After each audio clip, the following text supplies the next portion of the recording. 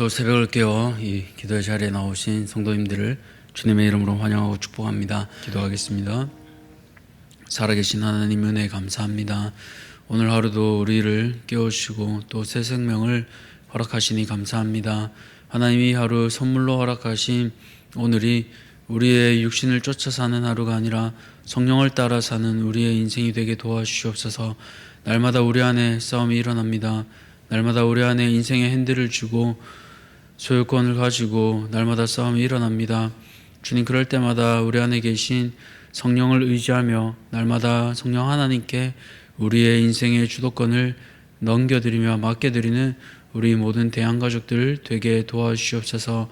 그래야 할 때 주님의 뜻을 이루게 될 줄 믿습니다. 날마다 우리 자신은 죽어가고 예수님 닮아가는 사랑하는 모든 대한가족들 되게 도와주시옵소서. 특별히 제자훈련이 진행되고 있습니다. 하나님, 이 시간들을 통하여 주님의 사랑받는 제자들 되게 하시고 주님을 쫓아 사는 모든 대한가족들 되게 도와주시옵소서. 또 오늘은 특별히 연합구역 예배로 드리게 됩니다. 하나님, 귀한 구역들 주님께서 기억하여 주시길 간절히 소원합니다. 또 섬기는 우리 구역장님들 기억하여 주셔서 예수님 닮아가게 하시고 예수님처럼 구역원들을 섬기는 모두 되게 도와주시옵소서. 또 내일은 구역장 수련회가 있습니다. 하나님, 우리에게 주신 소명이 무엇인지 되돌아보게 하시고 작은 목자로서 작은 예수로서 그 역할들을 잘 감당하게 도와주시옵소서. 다음 세대를 위하여 기도합니다. 이제 개학을 준비하고 있습니다. 하나님, 새로운 학기가 시작되고 또 좋은 선생님과 좋은 친구들을 만나는 그 복의 은혜가 있기를 간절히 소원합니다. 그러나 때로는 우리의 기도대로 이루어지지 않을 때도 있음을 정직히 고백합니다.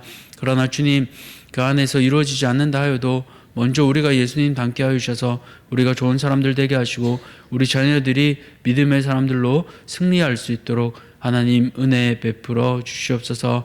아픈 환우들을 기억하여 주시길 간절히 소원합니다. 주님, 이 땅을 살아가는 동안 우리가 육신을 옷 입고 삽니다. 때로는 이 육신이 병들고 고장나 참 아픔을 겪기도 합니다. 그럴 때 주님께서 위로하여 주시고 고쳐주셔서 주님, 이 세상을 살아가는 동안 육신으로 인하여 아픔 겪지 않도록 주님께서 저들을 찾아가 주시고 위로하여 주시옵소서. 이제 주님의 말씀을 듣습니다. 말씀 듣는 가운데 순종하는 마음도 더하여 주시옵소서. 모든 것들 감사드리며 살아계신 예수님 이름으로 기도드렸습니다. 아멘.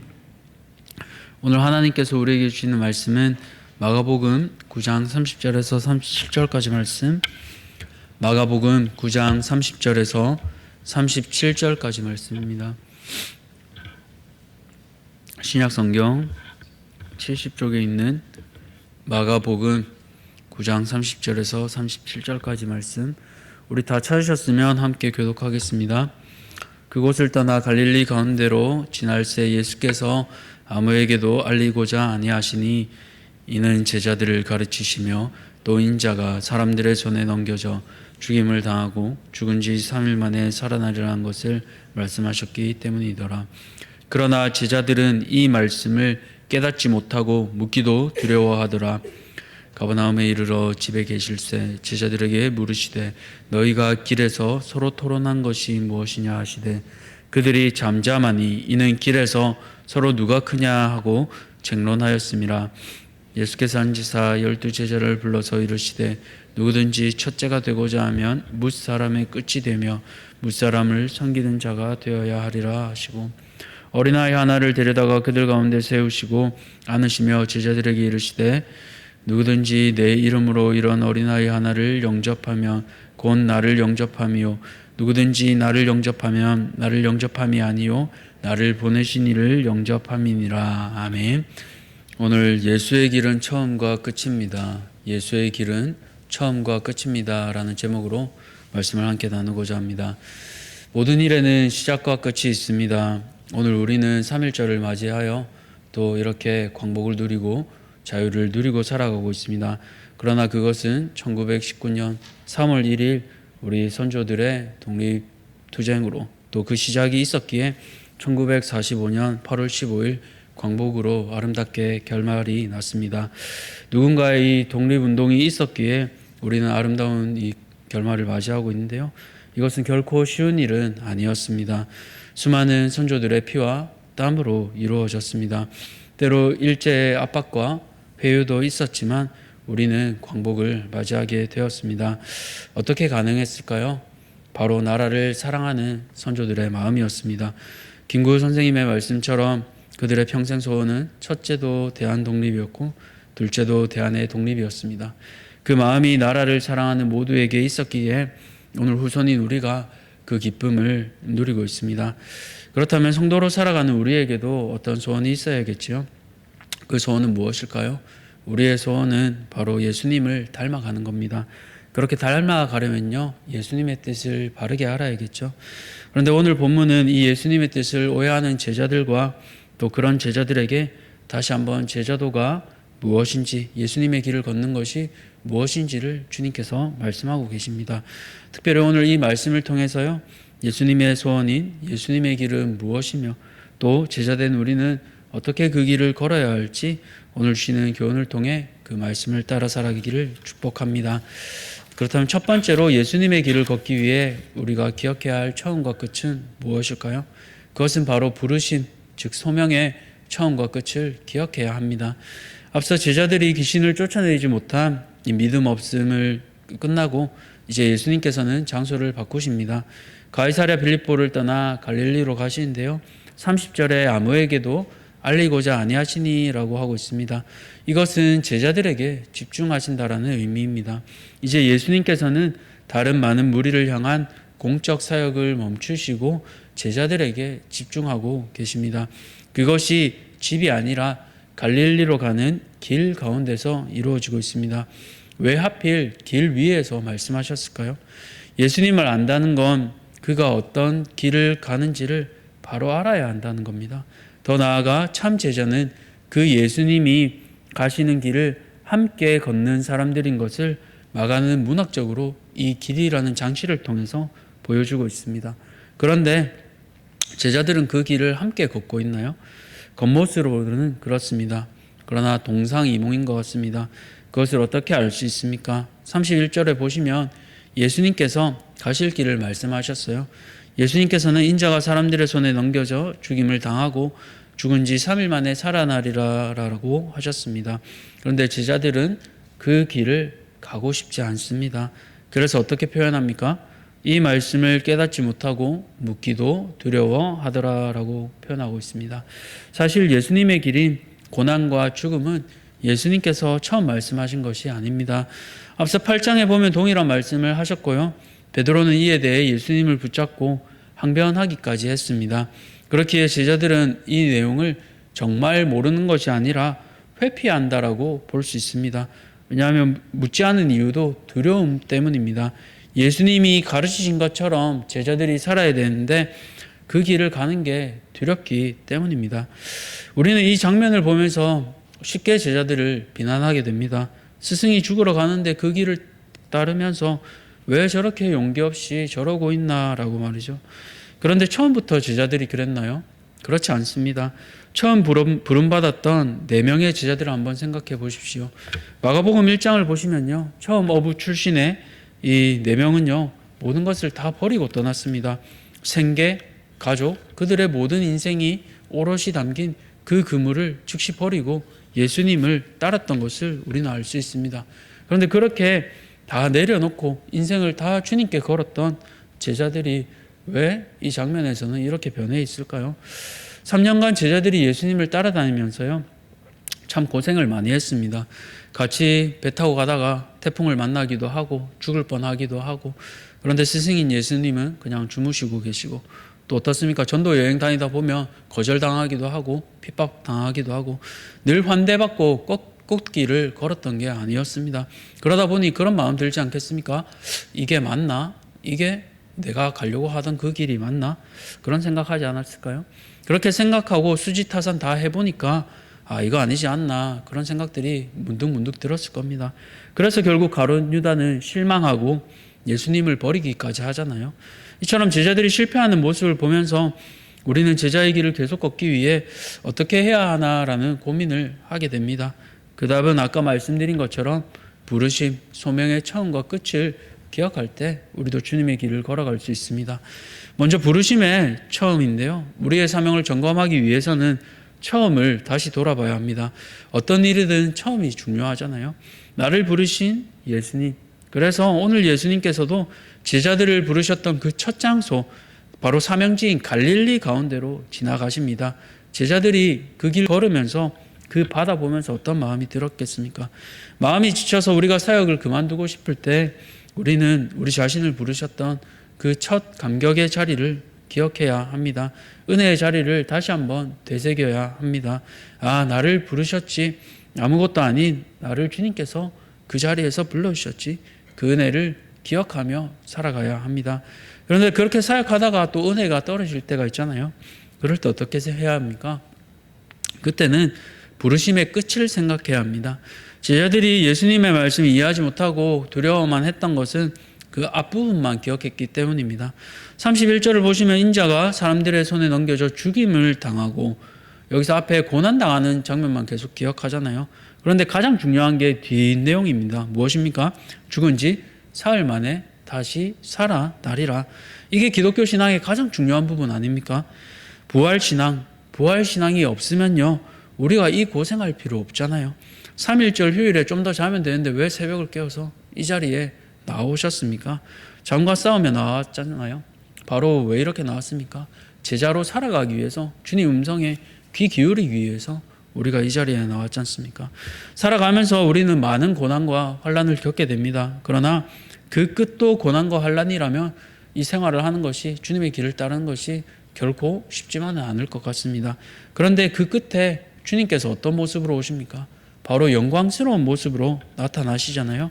우리도 그 끝에 호련히 영광의 모습으로 변화될 것입니다. 그렇기에 우리는 예수님의 부활, 우리도 그렇게 그 영광의 자리에 부활될 것을 믿으며 나아가야 합니다. 사랑하는 성도님들, 주님의 부르심을 따라 살다 보면요, 지치기도 하고 그만두고 싶을 때도 있습니다. 그때 부르심, 소명의 처음과 끝을 기억하시기 바랍니다. 나를 부르신 주님, 내 사모하는 주님, 다시 만날 때 그때는 눈물도 아픔도 없는 곳, 그곳에서 우리에게 영광의 면류관을 씌워 주실 것입니다. 사랑하는 아들아 딸아 고생 많았지? 라고 하시며 우리에게 주실 그 부활의 날을 소망하며 오늘도 믿음으로 이 길을 걸어가는 모든 대한가족들 되시기를 축복합니다. 두 번째로 예수님의 길을 걷기 위해서 우리가 기억해야 할 처음과 끝은 무엇입니까?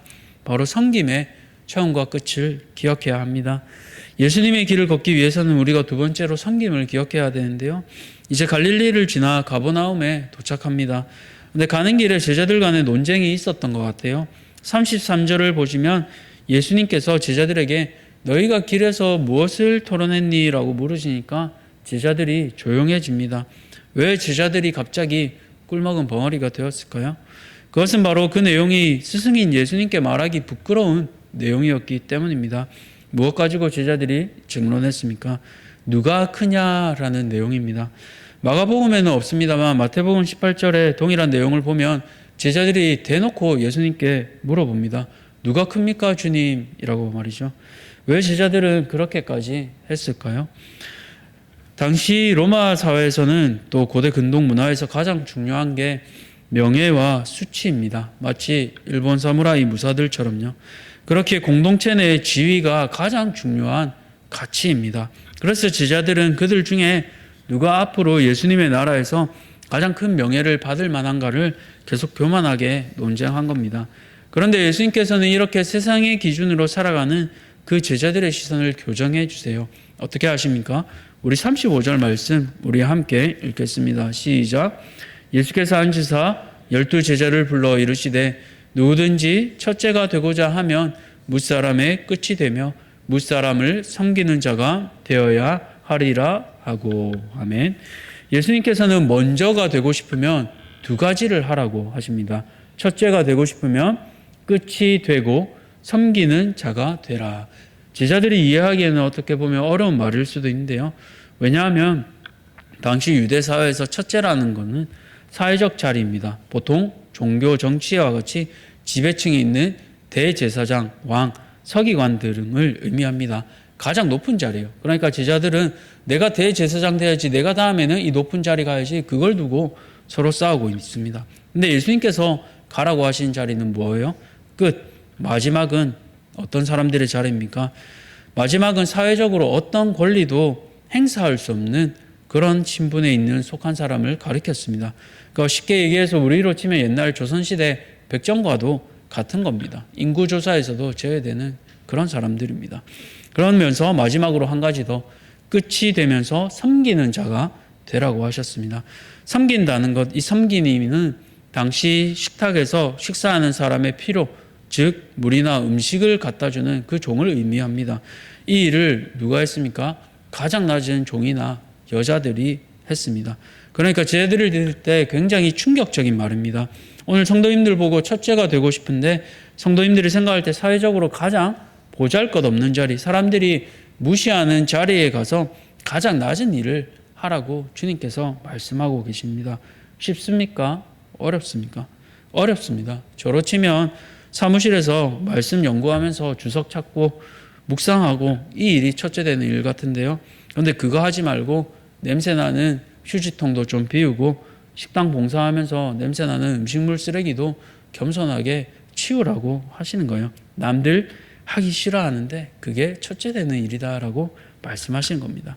그러면서 마지막으로 한 번 더 쐐기를 박으세요. 어떻게 하십니까? 36절에 보시면 어린아이를 안으시면서 말씀하세요.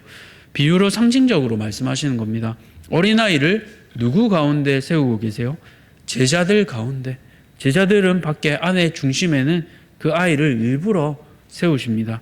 상징적입니다. 당시 여자와 아이는 아무 권리도 없고 무시당하는 존재잖아요. 그런데 그런 아이를 세우시고 주님께서 안아주십니다.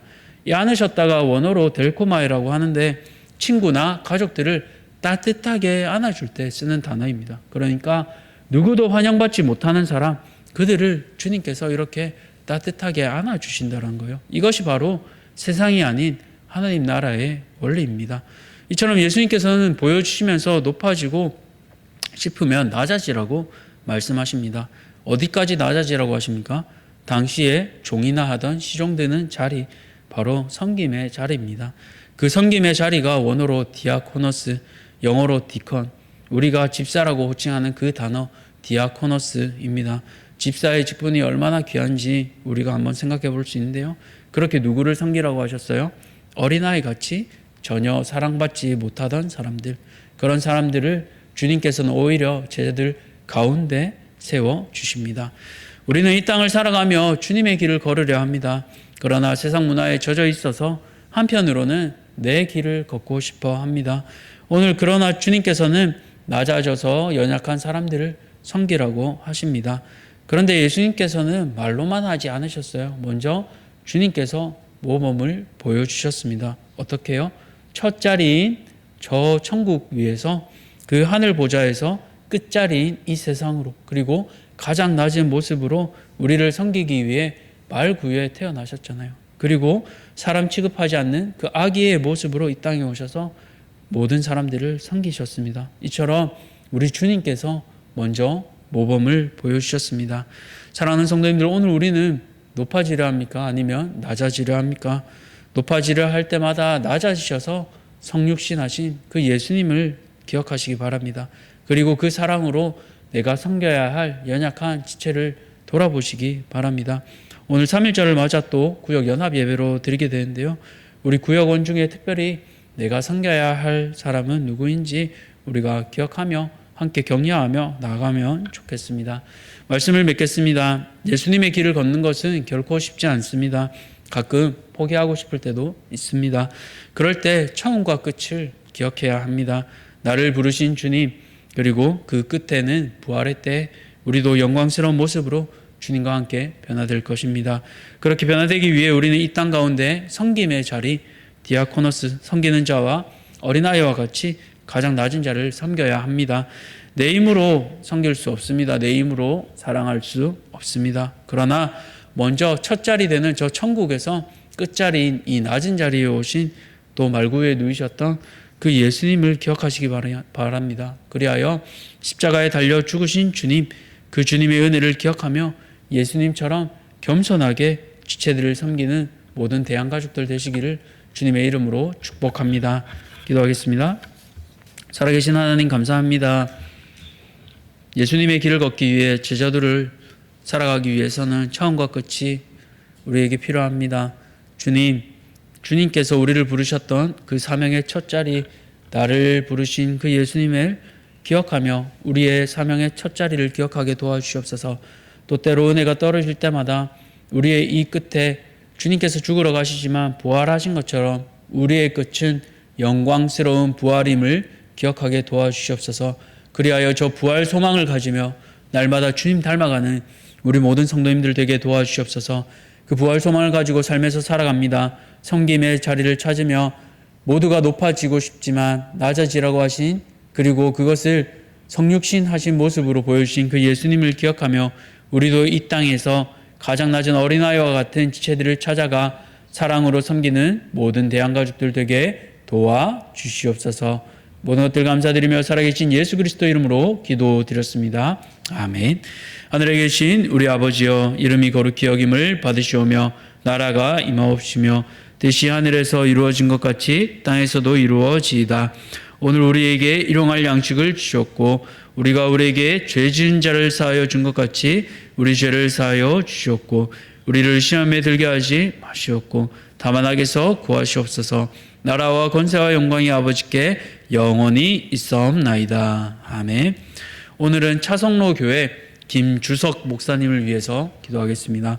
첫 번째로 말씀을 지혜롭게 전하며 성령 충만할 수 있도록, 두 번째로 2024년 공동체의 형식으로 전환되는 사역의 방향을 통해 교회 부흥이 일어나도록, 마지막으로 문서 사역이 더 활발하게 일어나고 후원자들이 늘어나도록 우리 차성로교회 김주석 목사님을 위해 기도하시고 또 개인의 기도 제목을 가지고 함께 기도 자리로 나아가겠습니다.